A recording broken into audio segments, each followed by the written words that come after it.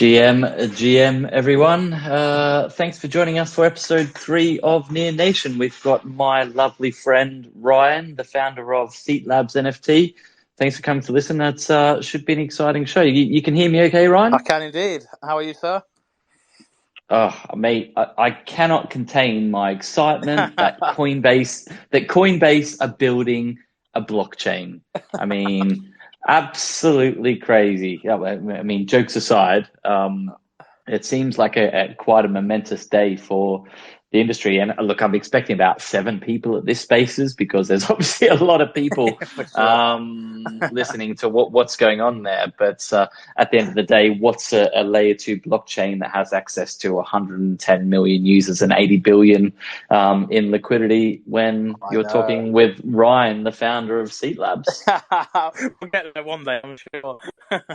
It's exciting time for the industry, isn't it? I feel like there's 2 sides of the coin, isn't there? Whether you for regulation or against it. But I think, the step towards their own blockchain is a positive thing, isn't it? You know, I think it's only going to further weed out the bad actors, I think, isn't it? So which is I'm all for, to be honest. Well, it's a nice move because, whether you like it or not, Coinbase, they kind of started out as a pure crypto company, but what they've done is they've successfully navigated the traditional world of Web 2 and Web 3 and sort of put themselves out the front, and which is a good segue into the topics today, talking about how Web 2 businesses are transitioning to Web 3 and how Web 3 businesses probably need to be a little bit more Web 2 to get user adoption. So we'll talk about that in a bit. But first off, once again, a quick disclaimer. The views discussed in this show is entirely that of the participants and does not constitute financial advice, nor does it reflect the views of Veax Labs. So not financial advice, and do your own research. Cool. Excellent. So let's get started. Obviously, you and I know each other quite well. We've known each other for a while now. But could you possibly introduce yourself and tell us a little bit about SeatlabNFT, what you've been working on and what's in the pipeline for you guys? Yeah, for sure. So, I'm Ryan, the co-founder and CEO of SeatlabNFT. Simply put, we're an NFT ticketing and fan engagement marketplace. We started life as a business many years ago in Web 2 ticketing, so we're quite well versed in the events landscape. I've been a blockchain fanatic since forever, and I think with the NFT boom last year, we were fully engrossed in buying expensive JPEGs. But I think with Jack and I, the other co-founder, we definitely saw not a better future, but a wider use case for NFT technology.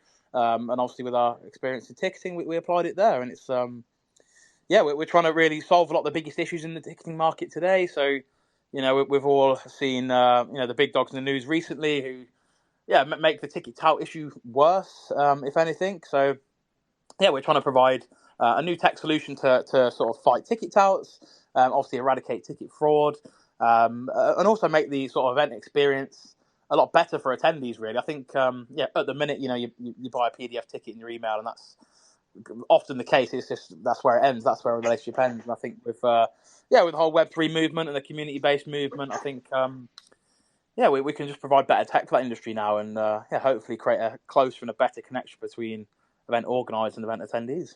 Yeah, I mean, that's awesome. That's what appealed to me when I first was introduced to you by our mutual contact Nick at Axie. So I guess, let's be honest, most people in Web3 barely get out of the basement, mate. So I don't know if they have heard about these ticket scalping issues and all these kind of things. So why don't you take us to the top? What are the actual economics of ticket scalping, and how can NFTs fix it? And what do you think the economic of the NFT ticketing will be when it comes to anti-scalping? Yeah, for sure. And I think it's an issue, all right, granted, as Web3 folk live in basements in the dark, but I think ticket touting does affect, your everyday population. People who attend events of a certain size, you will have definitely encountered, a problem with buying a ticket. Look, I'm a huge Taylor Swift fan, so I've had personal experience with this, so I'm excited to see how you're going to fix this problem. How are you going to get me Taylor Swift tickets, Ryan? Oh wow! Yeah, well, firstly we'll do a deal with Taylor Swift.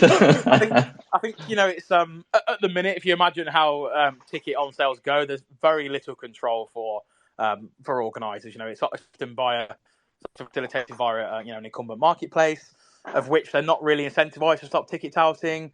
So if you can imagine right now, there's literally no controls in place. So if you're a professional ticket tout, you can come onto a pre-sale. You can sort of span that system a bit.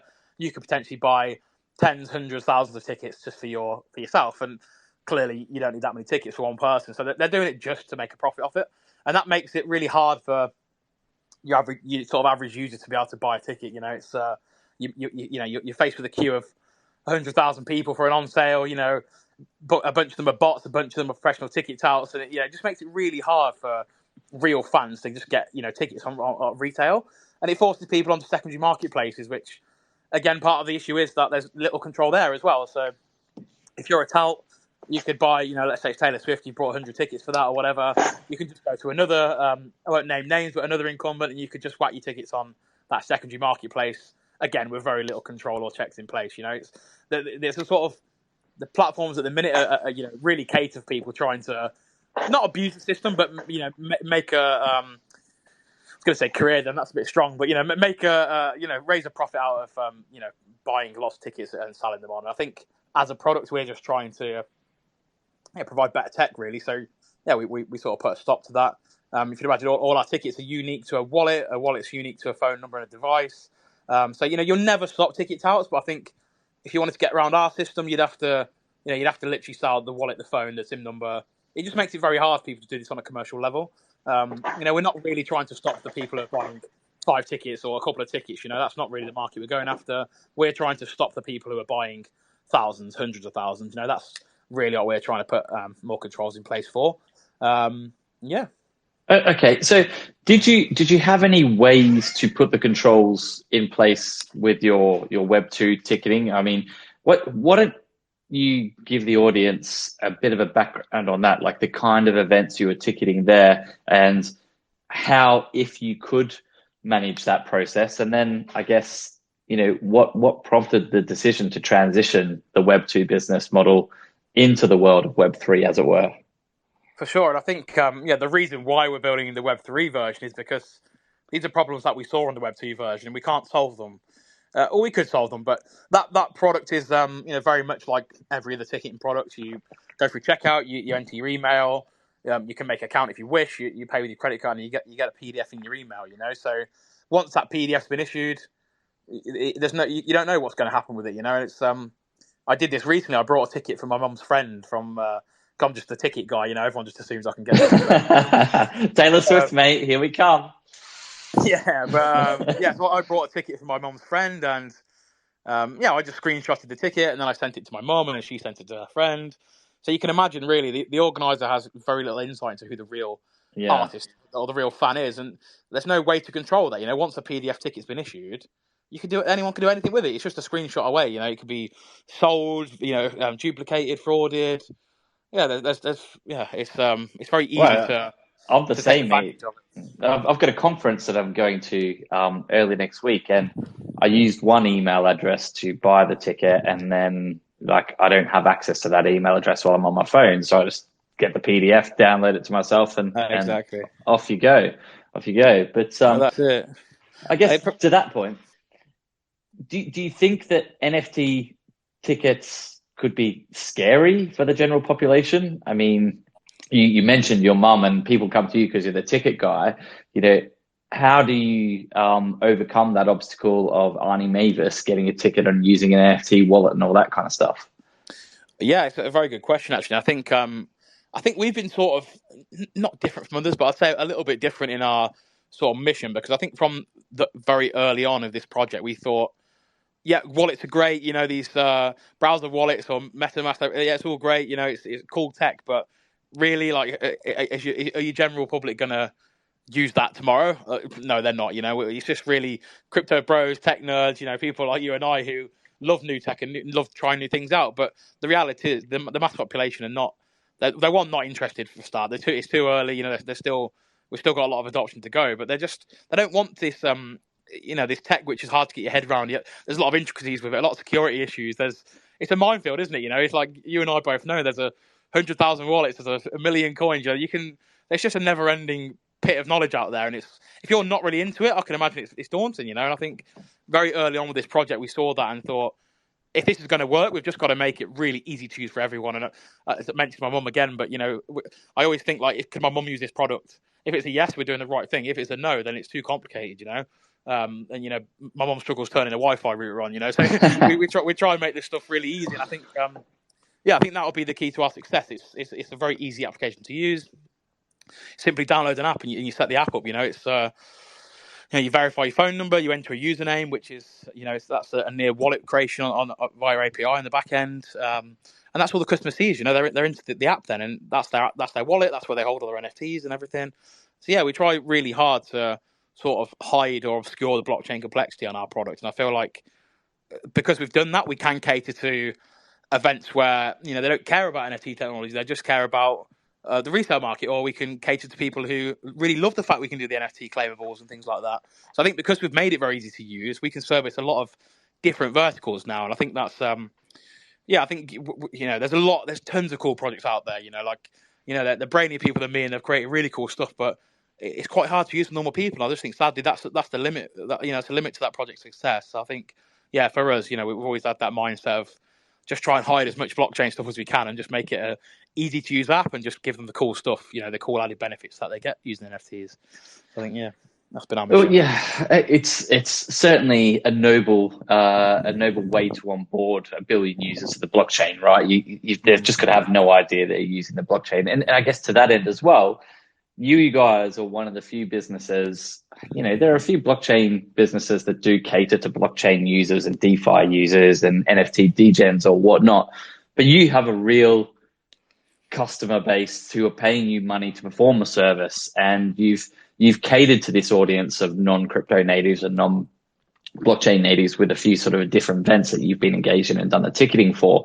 How have they gone, and what kind of feedback have you got from those users? And what's your A/B testing process? How do you keep that feedback cycle going and iterating on the product? Yeah, I think on the latter point there, I think anyone who's involved in software, it's just a never-ending cycle. There's never an end line in sight for us. I think we hit an objective, we build a milestone, we complete a sprint, and then it's what's next. And I think for us, it's very important that we keep making the product better and improving it. And of course, the events we've done so far, it's been we've learned good things. It's been a big learning curve in ways. I think adopting this wallet mobile ticket technology is quite new. All right, so mobile tickets have been done a little bit before, but it's still relatively untouched ground, if you will. It's we're trying to educate people into downloading the wallet and making sure they understand that we have things like dynamic QR codes, and there is certain limitations with this mobile ticketing compared to a PDF. But we're learning a lot each event. I think there's some stupid stuff like I was in Dubai last week. We partnered with Alro Dubai, one of the they're a big dance brand. There's learning curves there. There's because we verified the wallet with SMS. There was certain SMS limitations in the region, so it's like things like that which we weren't aware of at the start, and then we had to quickly learn and adapt. Because people couldn't authenticate their wallet because the SMS wasn't delivering. So I think it's a never-ending sort of never-ending learning cycle really, and I think that's what keeps people like us passionate about it. I think blockchain is never ending. There's so much stuff coming out all the time, and I think with software as well, it keeps you on your toes. We're always up for taking feedback off anyone. Anyone who's used the product, whether that's a seller or a buyer. I think most importantly for me is we're making something people want. And I think I know that really well aligns with Near as well. And I think getting this feedback as quick as we can do, and finding how people the struggles with the app or what they want to see. I think that's really important for us. We're keen to sort of bring in everyone's feedback as we go. And I think actually, when I think about it, all the things we do end up building has probably been sparked from a conversation with a customer or an event organizer at some point in the journey. And we think, wow, actually, we can facilitate that because we now have the wallet, which is on everyone's phone. And it's never ending. And it's interesting. I think what's interesting for me personally as well is there's so many verticals which, like we've never been massive in the expo space, for example. And recently we've been speaking to a lot of trade shows and people like that. And it's like the tech there is actually a little bit behind the rest of the music market, for example, or the festival market. So I think I've been having some really good conversations with big trade show organizers about what we can do with the wallet now, and it's yeah, you can just see that their eyes lighting up when I'm saying, oh yeah, we can do this, we can do that. And it's just stuff that they don't do in that industry. So I'm really thinking like, yeah, just via getting this good feedback off people, we can build new tech, and we can, yeah, almost really improve the whole industry just off this fact now that we have a wallet, that we have a mobile ticket, so it's not just a PDF. I think that's the biggest transformation, and it allows us to do so much more. So yeah, it's exciting for me. Yeah, I mean, it sounds awesome, and it's good to see you getting traction. Are there any competitors in the Web3 space sort of doing the same kind of ticketing that you're aware of, and how would you compare yourselves with them? Excuse me. Yeah, there is a few, and I think we weren't the first by any means. I think since obviously we started nearly 18 months ago, so naturally there has been more pop up since then. Personally, I love competition. I think it's very healthy. I think I like to see what people are up to. I like to see how people are doing things differently to how we want to do them. But yeah, I wouldn't say we're the first. I'd say I'd like to think we're up there with the top sort of handful in the industry now. I think we've released a project for a start, and it's gone well, and it's easy to use.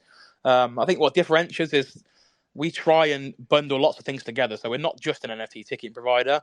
We're very much about fan engagement and how can we make that relationship better. Not just buy a ticket and great, you can scan again, whatever. I think how can we sort of create a close relationship between a buyer and a seller? And I think for us, our product is we'd obviously do all the basics like every NFT ticketing provider is going to, in some shape or form, do NFT tickets. But I think for us, we add more than that. I think, for example, a bit of alpha here, we're releasing a voting system. So for each NFT asset in your wallet, you can have an individual vote. So if you think of an award ceremony, for example, or this actually, like I said a minute ago, this was sparked from a conversation with a trade show. They have a live pitch at this show, and they want audience participation, whereas historically it's quite hard to manage that. And we're saying, great, cool, we can put that in the wallet. So you open your NFT ticket, that's already authenticated, we know who you are, and you can vote for, there's different vote options in the app, and that ticket is like the unique voting mechanic. So there's things like that we're implementing, which I think... Yeah, that's really cool. That's really cool. I saw a trade show or Web3 conference, and one of the awards, I can't remember what it was. It was Paris Blockchain Week or NFT Week or Paris, and one of the awards was Web3 Personality of the Year. After I had the first thoughts of shooting myself in the head and saying we absolutely do not need that, I thought, Did you apply? You applied, didn't you? No, you got to have a personality, mate. I have none.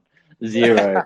But anyway, but yeah, when you look at it like that, it is interesting because most people don't think like that. It's a ticket to the event, and you hope people are there, and they'll go and put something in a voting box, or maybe send an SMS or go to a web page or something. But if it's as simple as selecting an option with an NFT in the application that you needed to get into the event, it makes a whole lot smoother user experience, and you get audience participation, right? Like you say, you're a specialist in fan engagement, not necessarily ticketing. For sure, and I think it's I think that's what makes us, it sets us apart a little bit. And I think that's the first of 50 ideas. I think we're constantly thinking, okay, what else can we do with the wallet? And I think it's exciting. There's tons more stuff we're going to release, and I think that's what makes it a bit different, really. So yeah. That's exciting. Now, in spite because of my threat to break your knees with a cricket bat or something like that, if you didn't come and build on Nia, what were the main choices that you came and built over here on this blockchain? Yeah, I think first of all, I've got to give a shout out to Nick from Axie. He's the guy that started this journey off a couple of years ago or 18 months ago. But I think at the time, I know blasphemy, but we were going to build on Solana.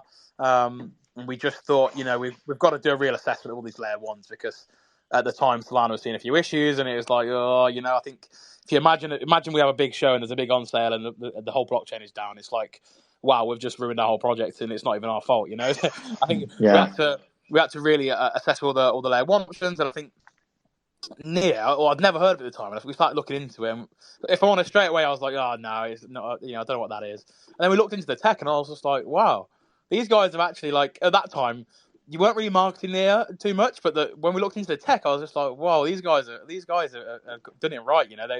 From my impression, you mastered the tech first and then marketed it afterwards. And I think what's really important for us is that we need a fast, scalable, and reliable blockchain.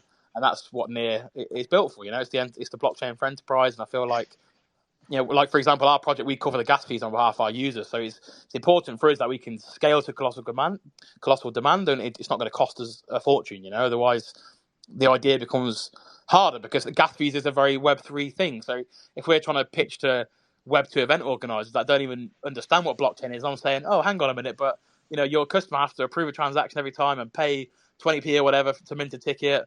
It makes it harder for people to move over to a new technology like ours, So yeah, it was important that we had a blockchain that was fast and cheap, to be honest. And I think Near provides that, and it can scale with us as we grow, And I think that was important for us. And obviously met yourself, and it was just like cool. I really liked what Near stood for. I liked the guilds, and I just liked it was very. It's sort of new, It was like it wasn't an oversaturated chain. It wasn't like a ton of crappy projects, I think there was some strong people building on the chain, and met you guys, spoke to the rest of the team, and it just seemed like a no-brainer, really. Then we obviously we got that help from you guys, and here we are today. Very, very happy with our chosen home. Well, that's good to hear. And I guess, how has your tech and dev team found the process of building on top of Near? Well, do you know what? I think this was one of the biggest learning curves, actually, because I think early on it was a new frontier. Like we've had a dev agency before, and it's like, excuse me, we're very used to the technology we're building. We're PHP experts, we're JavaScript experts. I think that's all. We can build anything in those languages, and I think when we introduced smart contracts and Rust, and how do we interact with the blockchains, it was like we had to learn all this as if we were learning to code all over again, And I think I made the mistake early on of assuming that it was like, some black magic stuff, and it was going to take forever to learn. And we needed to employ like the best people, and we've got a really good dev team, and they joined us from some very credible places. But as the time's gone on, it's actually it wasn't too difficult. Learning Rust isn't all right. It's got a bit of a learning curve, but actually, what you need to know to be able to develop on Near is quite limited. You don't need to understand it all. You don't need to be a absolute Rust genius. You just need to be able to read Rust, follow the guides and implement smart contracts, and know what you do. And I think it's not been as steep a learning curve as I thought it was going to be, if I'm honest. And I think now we're a year and a half in. I think we didn't need to go to the expense of bringing in the top people in the industry. I think it was if I'm honest, I think anyone can pick it up if you're a half competent developer. I think give yourself a few months on Near, and you can. There's a lot of stuff. There's a lot of boilerplate stuff out there. There's a lot of templates you can follow. All right, you're not going to be able to build the most complex projects with that, but it gets you going, and you can get going quite quickly. And I think the beauty of Web3 is there's still not a ton of developers in this space. So if you're one of the switched on people who wants to learn now, Near's a good option for that. You can learn relatively quickly, and I think it's quite a small talent pool even now. So you're always going to be in demand if especially if you know Rust, and in particular with Near. Yeah, I mean, I tell anyone, my boy's 6-year-old. He might as well not bother going to school. Just learn Rust, and you'll be fine. Absolutely fine. So, I guess NFTs have really exploded over the last couple of years, mostly thanks to PFPs and the likes of Yuga Labs and whatnot. But you guys are obviously. The proof is in the pudding that NFTs are much more than just pictures on the blockchain. So I guess besides ticketing, do you have any thoughts on where NFTs will go, or what really is exciting you most about the space? Oh, it's got to be fan engagement, obviously. I think the tickets is cool, and I think the fact we can have programmable smart tickets, that's really cool. But I think we understand those issues, and we understand how to fix them, and it's just a case of getting there, as an industry. But I think with the other side of our product, with the fan engagement, I feel like it's never ending. Like we get new ideas pretty much daily about could we do this, could we do that, and it's like I think the whole just fan engagement as a whole, sort of not an industry but like a vertical, is relatively still in its infancy. I feel like as the sort of younger population grow up a little bit, and people like myself who have just been glued to a computer screen since I can remember, it's like I think it's such an untapped thing. I think NFTs can really facilitate that. Really, just a much better relationship. I think we even to stuff we do, we've got like fan passes and brand passes, and they're essentially like new age digital fan clubs. And it's like this new digital membership card. What a perfect use case for an NFT, And I think one of the things we've got in particular is like claimable items. So we can add on an ongoing basis, we can add claimable items into an NFT. So the NFT can be owned by obviously a unique individual, and they can claim certain things. And I think just having the ability to do that really opens, it really opens up what you can do with it. And I think it's interesting for us to see how different organizers and how different event promoters, how they want to use it, if that makes sense. And I think I still think we're really in the infancy of that. And I feel like, personally, I'm excited to see how NFTs can actually be implemented to create this community. And I think, you and I both have probably been in Web3 since the sort of start of this movement. I think it's always been about community. It's always been about, it's cool, isn't it? You can buy into an NFT collection to sort of become into this community. And I feel like taking that logic and applying it into a big established industry like the entertainment industry, that's going to be really exciting to see what happens and who utilizes what and how they implement it. I think for us as a sort of like tech partner, we're just trying to provide the tools so people can easily implement that stuff into their own strategies. But yeah, as far as I'm concerned, I think we're still in the infancy of that, and it's going to be very exciting. Look, we haven't even thought of half the use cases. I like to think of. I am a member of the Melbourne Football Club, which is back home in Australia, but I've been a member for a long, long time. I'm just thinking if I could prove via an NFT that I've been a member for X amount of years, and then that gets you some certain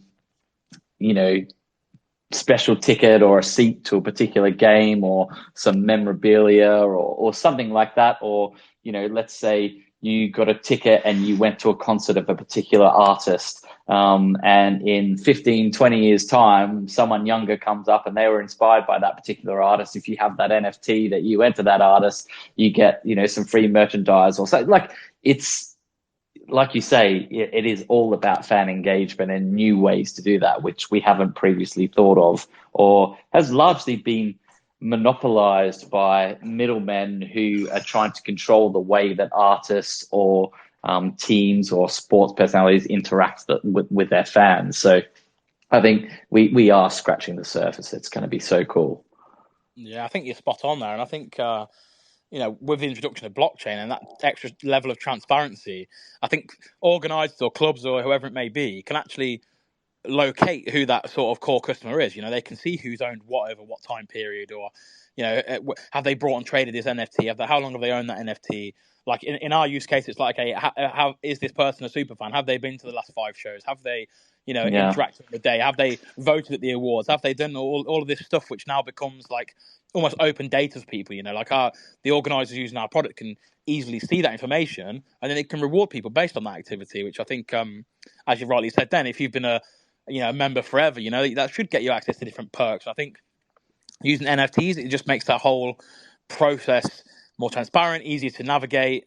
Yeah, it just gives you the tools to be able to really easily facilitate that kind of relationship, right? And it's like, I think at the minute, as you say, yes, there is like different things like membership clubs or whatever, but it's very centralized, and sometimes it's via a third-party provider, and then then it's another third-party provider in a few years' time, and it's like that information, that data source is very disconnected. Where I think now, if it's all on chain, it's it just gives people better tools and better insight, doesn't it? Immutable, my friend. I saw something really cool the other day, actually, on superfans. I think, superfans will spend $100 per annum on, your gigs, events, merchandise, or whatever it is. So, you get 1,000 superfans, you've got 100,000 in revenue per year. And if you can build that experience where, okay, this person has actually spent $1,000 or this person spent $100, you look after those super fans, because you can't buy loyalty like that. That person is loyal to you naturally because they like what you're about, they inspired by you, or whatever that particularly is. And a way to measure that and reward those super fans only means you're going to get more of those super fans. So yeah, it's very, very cool. Yeah, that's it. I can't remember what the saying is now, but it's something like 1,000. Is it 100 or 1,000 true fans is worth the tens of thousands of It's I think it's 1,000. I think it's 1,000 true fans who will spend $100 each. Yeah. There was an artist, I can't remember his name, some R&B singer, who did a whole bunch of concerts, and he charged $1 to attend this concert. There were secret locations. He put out a tweet 3 hours or 4 hours before each of those, and it was first come, first served. But these people, it was 3,000 people in the venue. He gave a very, intimate setting to these fans, and these fans, he did a massive show. It cost about 150,000 to put on each of those shows, but he's done that across America and a whole bunch of places where he's created. You have to imagine at least 1/3 of those people are going to be super fans because they wanted to get to the venue. They paid $1. So it's a loss leading marketing strategy on getting these people super engaged, who will probably come to his concerts and spend $100 on his concerts because they'll have that memory of that super fan experience. Very, very cool concept that I know nothing about because I sit in my basement, don't go to concerts. No, you're very right though, aren't you? I think it's sometimes it's not always about the face value ticket.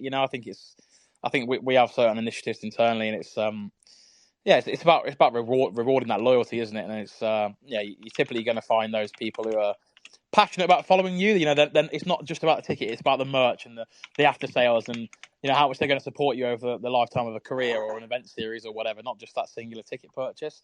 I think on that point, that's something again like something our wallet is perfect for. It's like, yes, you might be able to do that loss leading event first time, but now they've got they've purchased an NFT ticket and they've got the wallet. It's like you've got that communication channel there indefinitely. You can send them any asset, you can send them any NFT. Our product, you can send like audio files, like unreleased audio tracks or videos. It could be a backstage video, or we do a lot of things with sponsorships at events. So it's like you can have this ongoing relationship with somebody, even though they've just attended or purchased a ticket one time. It's like we can really easily facilitate this kind of ongoing relationship where that person can be rewarded for that initial activity if it's the ticket purchase or what have you, Yeah, exactly. Now, what is your opinion of the state of Near at the moment and its potential as a Web3 leader? Do you think there's anything missing at the moment, or anything else that could possibly augment its position? As far as awareness is concerned. Yes, I think try to be careful what I say, I guess, but I No, think you don't have to be careful here, mate. Like, no, just be honest. I rate Near and I think I've been backing Near since the start, and we're not leaving. It's a cult, we're not leaving, but it's I feel like as a founder, a main sort of what's the word, like a disadvantage is there's other chains on the market that pump a lot of money into their deals. They pump there's a lot of money spent on attracting big names, and that obviously, when a big brand joins a blockchain, that obviously helps every ecosystem partner in that chain. Every smaller project, every partner project, what have you. So I think like I think Near are quite conservative, and I think it's a great way to operate a business. They're very conservative when it comes to spending money, but I think that sometimes is a disadvantage to projects like ours when you've got people like Polygon who are pummeling money into everything. It does bring a lot of Yeah, complexity to well, the chain. there's a lot to be said about that, right? It's the typical grass is always greener, right? We know Yeah. the Polygon have been throwing money around left, right, and center, but they announced a 200 million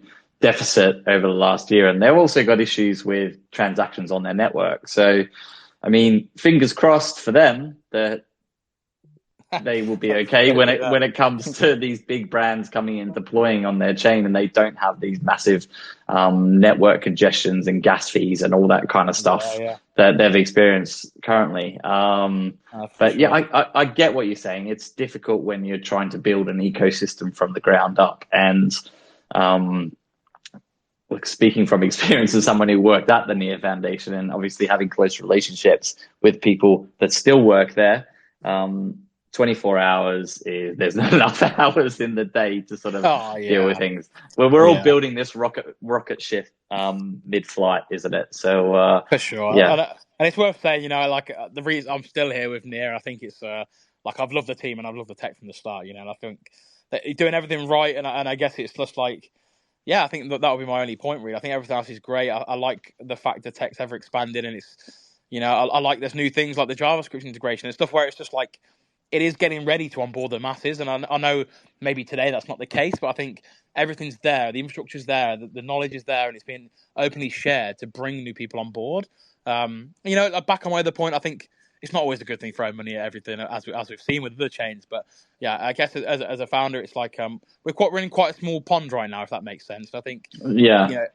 not that we're quite fortunate. We don't rely on ecosystem participants really. We bring in ticket buyers who they are guaranteed 99% have never heard of Near, but that's the beauty of our product, isn't it? We don't need They to don't rely care. on Yeah.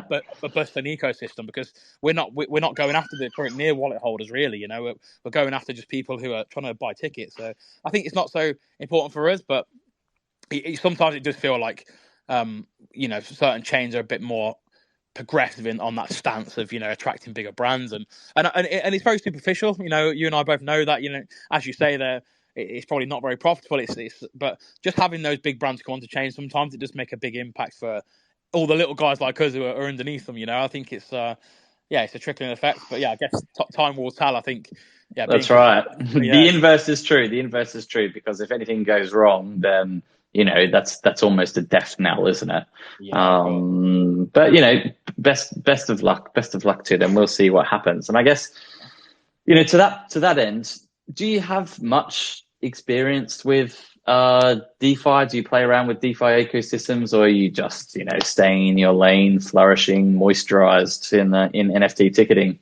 I would say I like to dabble. I say I wouldn't know. I wouldn't be able to sit here and preach to you about DeFi, but I have experimented before. I've played around a lot with Ref when the markets were a bit better, and I think it was cool, and I could see that was the sort of future. And I liked the fact there was this decentralized way you could essentially earn money, you could trade, you could do all these things which historically might have been a bit more of like a caged off thing to certain areas of society. So I've played around with it. I said I wouldn't know enough to be able to preach too much about DeFi, but I can see it as the future. I like the fact. I'll tell you, I can relate it to, like, in ticketing. Payment providers hate ticketing companies historically. They just hate them. They're risky. Ticketing companies are risky, events are risky. So we see it all the time. We're like, I won't name names, but certain payment providers just close accounts. There could be millions of dollars in there. That's a very common occurrence in our industry. So I think things like DeFi, where it's a very decentralized sort of peer-to-peer way of money transferring and things like that, I think it could be it could be the future for our industry. But again, it's like, I'm a tech nerd, and even I don't know. I haven't gone too far down the DeFi rabbit hole, so God help anyone who's barely heard of blockchain. There's a lot to learn, isn't there?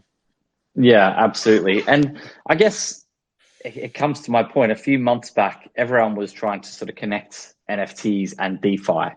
Do you have any experience with that, or what's your opinion on that?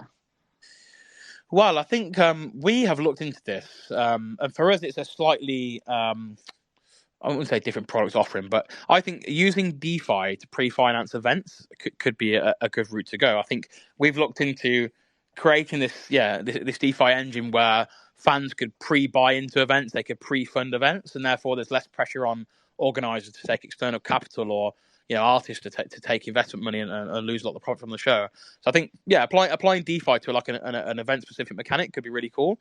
We've touched on the fact of like using DeFi to pre-authorize shows, so the NFT tickets become this locked up stock, which of course we can put royalty splits into things, and we can generate a return for people who front the money via DeFi for the event costs. Certainly something we've looked into. We haven't gone too far down that rabbit hole, because we're just trying to focus on the NFT tickets for now and the fan engagement stuff. But I do think event DeFi could be a very cool implementation, and I think it's that's something where it's unheard of in this industry. It's very in events. It's very caged. It's like there's certain promoters who dominate the space because they're the only people who can access that level of finance. So if you open that sort of decentralized finance ability to a lot, a much bigger pool, you probably see a lot more creative and innovative events popping up, because they wouldn't be so controlled by these like megacorps that hold all the money and make all the decisions. I do think DeFi in terms of like an event finance mechanic can be really cool. Yeah, when it comes down to it, that's what I think DeFi is. It's the ability of people who need the money to get it from people that want to lend it without these sort of huge intermediaries. You offer a fair rate of interest on, hey, I need this money now to put on this event that is going to get X, Y, Z return. can you borrow it to me? You will get this. I think it really connects a lot of dots and opens up a lot of opportunities. And to that end as well, it's quite interesting. I'm not sure if you saw what Rihanna did with the rights to her song. So she released a bunch of NFTs. I think it was about 300 or something like that. And you have a right to royalties from that song in perpetuity. I mean, the SEC came out and said, "Oh, that's a security," which it probably is. But that's simply because we're ahead of the regulators, right? Even fintech, which is a step behind crypto, is still playing. The regulators are still playing catch up there. But I think there's so much you can possibly do. It's really exciting. I think interestingly on that Rihanna thing, I think I did read about that, and I think what's interesting about that is because it wasn't Rihanna herself; it was one of the producers of the tracks who's created those NFTs. So they weren't, although he had rights to the music because he was a producer. It was nothing to do with Rihanna. So I think that was an interesting thing because I would have never heard of it if it wasn't like you've got to use Rihanna's name for Rihanna's track, of right? course, but of course, that was the interesting thing. Like in terms of like ownership, he did have a right to that because he was a co-producer. But it's interesting, wasn't it? Like, he was able to sell those rights to other people, and he could almost bypass the scrutiny of the label of the artist of like that was his right for being the producer of that. And I think without NFTs, he couldn't have just gone and sold the rights to anyone else. You can't if you produce a track, you can't just go sell the rights to people. It's not in the way he's done it anyway. So I think using NFTs for that purpose was special, wasn't it? It was I think that sort of fractionalized ownership and earning a fee from things like that. A lot of people are very passionate about music, and how cool would it be to buy into your artist journey and share in that success? I think it's very cool. Yeah, I mean, like, imagine being able to. I love the Doors, right? The Doors are probably one of the oldest bands that, like, they were obviously well before my time, and Jim Morrison died before I was anywhere near being born. I'm not that old, everyone. That's a lie. Yeah. But like, I would imagine how cool it would be if one of my parents had something. Obviously, all things considered, NFTs, mobile phones did not exist at the time. But let's say, for example, I don't know, who's cool today? Post Malone or something. I don't know, one of these new fandangled art or something. Imagine if I had this Post Malone proof of participation NFT or something like this, the ticket, and then way in the future, if Post Malone goes on to become some musical great or something like that, my kids or my grandkids have this memento of this participation at this event or anything like that. It's crazy to think about that. Yeah, no, it certainly is, and it's and even from like an aesthetic point of view, like obviously I've got the wallet and we do lots of demos and whatever, and I've been to lots of stuff. So my wallet is full of collectible items. It's full of tickets, and it's really cool. Like, I know I'm very biased here, but it's cool. Like, when I look through there and I'm showing my app to somebody, it's like, oh yeah, like here's something we do with a brewery. It's like a collectible beer NFT that you can exchange for an NFT. We've got just loads of stuff. It looks really cool, and it's like I've always said, like the collection memory element of this product's been massive. And we're at one point our tagline was going to be collect the moment. It's like that you can attend these events and it's like, yeah, great, you might have a video on your phone of whatever, but you generally do forget about these things. You forget the small details, but when you can look back in your wallet, which obviously with our product we're hoping people keep the wallet for forever, and it's on chain anyway, you sort of have this bank of memories that you can look upon at any point. If the transfer is enabled, you can transfer that to, as you said, your daughter or your grandson or whatever, and it's like, yeah, these memories live on, don't they? And after a while you've got this like digital age memory book, if you will. It's like, yeah, you've just got souvenirs from this cool stuff you've done.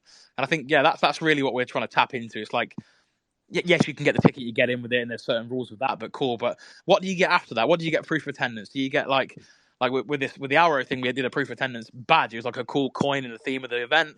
We're going to airdrop the videos from the show and just things like that, where it's like they're creating this bank of memories all via the app that you can just look upon at any time. And as we touched on earlier, an organizer can tap into that as well. They can see who owns what, who's been to what. How can we give these people extra perks because they've been to 3 shows or 4 shows or whatever it may be? And it's it's cool to see.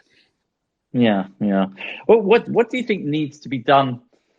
in the near ecosystem, so it takes that step up from a, I guess, publicity point of view, get more developer excitement, or Yeah. just a bit of growth. Do you have any opinion on that? Oh, it's hard, isn't it? It's hard. Like, even we're a tiny project compared to the size of the whole near blockchain, but it's like it is hard to juggle all plates on all, run on all cylinders all the time. There's so much going on in this space, and as we know, it's like changes literally every 5 minutes. There's something new and shiny every 5 minutes, isn't there? So it's very hard for any blockchain to stay relevant, I think. But I think Near do a good job about just bringing people in. I just think and like engaging the community that's here. I just think we need more. We need more people here, and I don't know, like, why I said the point earlier. I don't know if bringing more people here is doing these big sponsorship deals or these big brand deals, and I don't know if that's the answer. But it's like we just need more eyes on it. As I said, for our project, it's not so relevant. We don't rely on just crypto users, but I think for other Near projects, you could have a fantastic project, but if you rely on ecosystem participants, there isn't a great deal. So if you're never going to get that successful, and you're never going to, take your project to those sort of heights if the chain of which you rely on is quite small in terms of user base, And I don't know what the magical answer is, and I'm sure if anyone did, there wouldn't be an issue. But I guess it's the wider market problems as well, isn't it? Right? I think we every time there's a bear market, we lose like 80% of users. So it's just an echo chamber at that point, right? Exactly. Yeah. I don't know what the answer is, but it's an interesting challenge, and one that I think resonates with a lot of people in Near, because you have a lot of people that came here because of the tech, built some cool NFT projects, PFP projects, all that kind of stuff. Yeah. But Near, I guess rightly so, in many respects, are focused on bringing those external users, right? Coming and bringing people, but you have to have a community to bring those people to the community. So there's a balancing act, I think, that needs to be managed. But yeah, it's an interesting challenge that we all face, and I guess it's up to us as evangelists of our own products. And look, I love what you guys are doing. I've made no secret about that. To bring people to the chain, show what is capable of, and you guys, real business people with a real business, selling to real users who have an issue or a problem that you're trying to solve. So I guess for that, I thank you. No problem. I think it's interestingly, again, blasphemy, but I think Solana do it quite well in terms of like their hacker houses, and like we obviously were with the Near guys. We did a talk at Art Basel in Miami, and I think Near did a fantastic event. It was really, really good. Haven't got a bad word to say about it. But on the flip side of that, there was Solana there. They hired a shop, and it was like, it's just that younger, cool element to it. If that makes sense. And I feel like the hacker houses are really cool in terms they bring in new developers all the time. So I think that's something where possibly I say Near could probably improve a little bit. In terms of these like cool developer communities, if that makes sense. Not so much like isolated one-off like drinking events, but these like it's the Web3. It's the Web. Web3 marketing element, which I think Near is greatly lacking. I don't think there's any attention or focus on that at all. And these are the guys that are here, they're already building in the space. These are the guys that you need to attract and focus on a little bit more. So I think that's certainly an area that Near could improve upon for sure. Yeah, but that's a lot of negative things there, I guess. But like, yes, I really rate Near. We wouldn't still be here if it wasn't for the tech and the team and the community. So I think they must be doing something right, and I guess it's hard for everyone out there right now, to be honest, isn't it? I think every chain is probably struggling unless they're throwing millions of dollars of sponsorship around. I think it's just part of a bear market, isn't it? But yeah, I guess it is. It is challenging for everyone with Veax, especially, right? We're trying to build a sophisticated derivatives platform that will attract institutional grade traders to the blockchain. Everyone wants those kind of traders, but you look at over the last quarter, VCs have had their lowest funding quarter in many years as far as the money that they came in. So there's just a little bit of a fallow period as far as liquidity and capital is concerned, but we've all just got to continue focus on building the best product we can. You build the good product, identify the product market fit, and the users and liquidity will come, right? For sure, and I think that's something you and I both are doing quite well. I think it's feature rich, isn't it? It's not really gimmicky stuff, and I think we're laser focused on event organisers. Yourself with the institutional sort of money. I think when you are laser focused and you're building the functionality those people want, they will come. It might take a bit of time, but they will come. And I think it's as builders, that's the best we can do, isn't it? We can just try and build the best feature kit for those for our perfect users. So I think. It's all you can do right now, isn't it? Well, it's a bit quiet out there, but when the good times come back again, we'll be the best positioned projects because we've made it through the bad times. We've built good tech, and we've got the functionality people want to use. So yeah, we'll look back on these days fondly, won't we, Ryan? Yeah. Well, I've been here since 2012. I've seen a few of these bear markets come and go, and I think the first time I as you well know, I've been involved in Bitcoin mining since like 2012, and I think the first bear market I found, we had Mt. Gox, and then we had the first bear, and I was like, oh, it's all over, crypto's over. Generally, I thought that's it, it's over, it's done for. And then I left, and then I got into Web 2, and you know what, the biggest regret in my life even to this day is that I didn't stick with it. I didn't stick with crypto the first time round, and it's like I'm glad this time, whatever happens, I'm here. So I'm not leaving. I'm here for good because I know the good times do come back. And I think. Our projects, it's not so reliant on crypto markets, what have you, but those good times will come back for the ecosystems, won't they? And it's I think the strong companies are born in these bear markets, aren't they? I think it's important for people to stick around and not get too disheartened. Yeah, cool. All right, mate. Well, look, I've really appreciated you coming onto the Twitter Spaces and chatting today. This will go out and obviously be recorded for a lot of people to come and listen to it back. We'll put it on YouTube as well. But thanks for your time, man. I'm so glad you're doing well and look forward to seeing your continued success. No problem. Thank you so much for having me. And it's been great to catch up. All right, nice one, brother. I'll see you soon. Cool. Thanks, everyone, for listening. Cheers, guys. Bye-bye. Bye.